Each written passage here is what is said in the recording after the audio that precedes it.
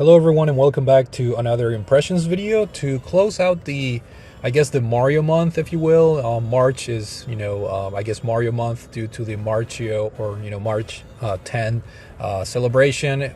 So I figured, I do another review for another title, this time for Mario Kart Super Circuit for the Game Boy Advance, courtesy of the Nintendo Switch Online expansion service.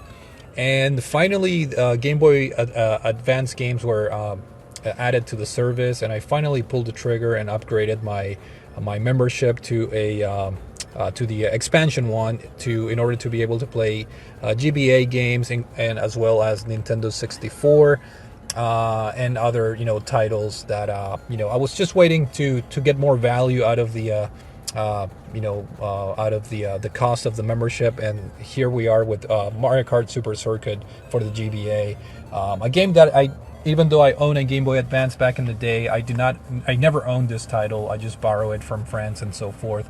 So I finally had the time to sit down and explore it on my own leisure via the Nintendo Switch Online service, and here we are doing an impressions video. But this is basically, yet another entry in the Mario Kart series. This is actually only the third installment, so one of the early Mario Kart titles out there in the series. And it was the first one to be released for a portable system, in this case the Game Boy Advance. So yeah, that was pretty cool. It features the popular characters from the Mario franchise, and various different tracks that allowed you to compete in different circuits or modes.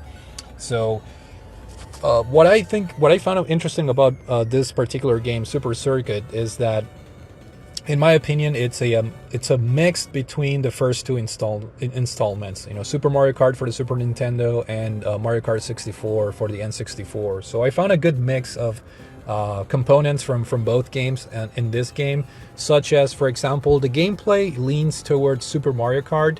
It has that very loose, left to right movement that also includes a kind of like a funky drifting component that's more physics based and not as easy to maneuver as, say, the modern Mario Kart games, where when you push the drift button or the jump button, like your trigger buttons, in my opinion, modern Mario Kart games are easier to maneuver.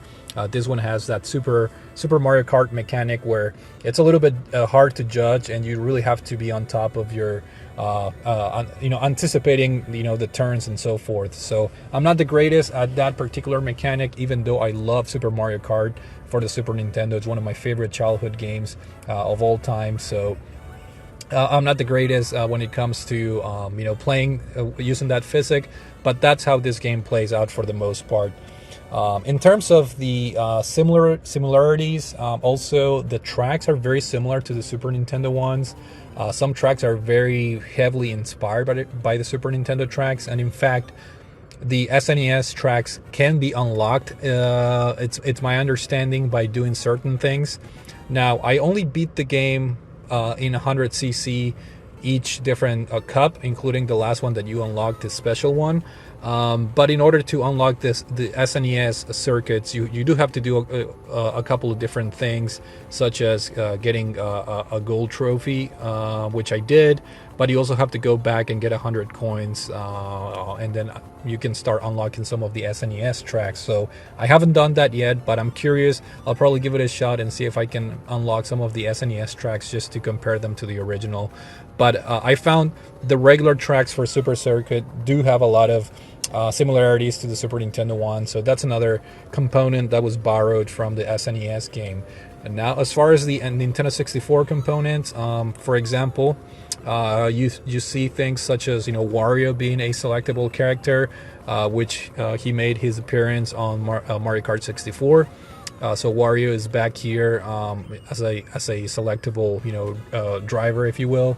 And then you have, for example, things like the blue shells, which are part of the newer Mario Kart games.